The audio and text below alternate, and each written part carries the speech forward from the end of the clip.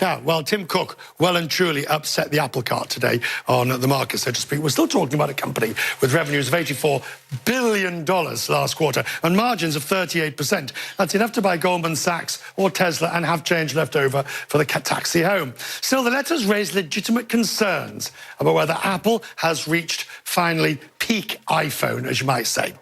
The share price certainly seems to think so. Look at the way it's fallen from October right the way down to now. Tim Cook admits sales of the latest iPhone have not been as strong as he would have hoped. He blamed fewer subsidies, the stronger dollar, and users replacing their battery instead of the entire phone. This is what I was talking to about, one of the reasons he gave in the letter. Some investors worry the new iPhone lineup was simply priced too high. What's going to happen next? Shelly Palmer is with me. Good to see you. You look Richard. Younger every year. That's my whole trick. That's absolutely good to see you, sir. Good to see you. I mean, forget, please. We've dealt and dwelt in detail on the macroeconomics of China. Yes, we have. I'd like you, sir, to deal with the iPhone-specific reasons that he's given. Replacement of batteries, yes, and other. So ultimately, it's a really expensive iteration, and nobody needed it. And you can't make someone need something. There was a time Apple as a fashion accessory was a must-have, and in China too, because they love and covered Western brands in China, and Apple is one of the most quintessential Western brands. And so, yeah, people had to have an iPhone.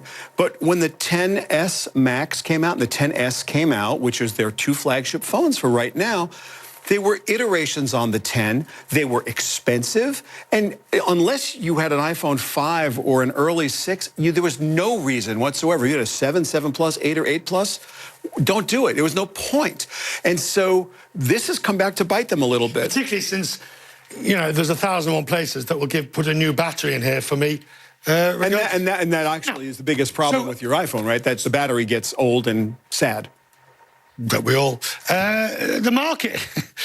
He comes up with a strategy, though, doesn't he, yes, in all of this, in which he talks about what he's going to be doing. He says, you know, we're going to be doing marketing policy is going to change, we're going to have payment plans, and we will have trade-ins. Wow. Apple has to start acting like a marketer that has to drive demand. They're going to have to actually drive demand because demand was driving itself. Now, one of the things I think everybody has to pay attention to that's more important probably than the conversation we're having this second is that you are making an assumption that handsets matter in the long term for Apple. Now, Tim Cook didn't say one word to make us believe otherwise, but we got to be close to the end of handsets, Richard. The reason that the iPhone XS and the S Max are iterations is because there is nothing new. Right, so what's new is going to be eyewear, some kind of implants, contact lenses, whatever's next, it's not a handset. Services generated $10.8 billion in revenue. Now, that's nothing to sneeze at. No. All right, but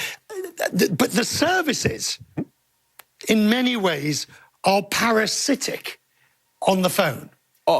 Yes, without question. I mean, there aren't too many well, I don't know is the answer, whether a non-iPhone user is going to go to Apple Music versus Spotify. That would be, I think that's de minimis. But understand, there aren't less Apple iPhone owners. There are less people who bought a new iPhone. And so the managed services and the App Store and all the places where Apple is making tons of money not selling hardware, they're still making tons of money and they still have their audience.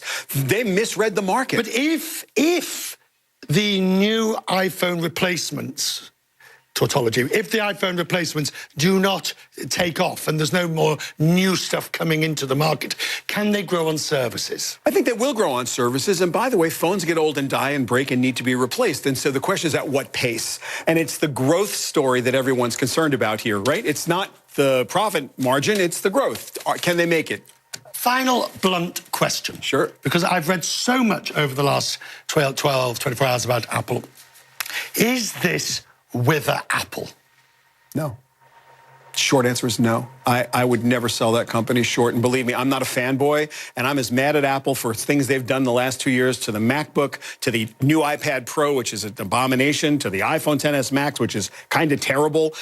I'm mad at Apple, but I will never count them out. These guys, they're having a glitch. They made a mistake. They'll get over it. And should Tim Cook stay? Why not? Fair enough. Good to see you. Good to see you too.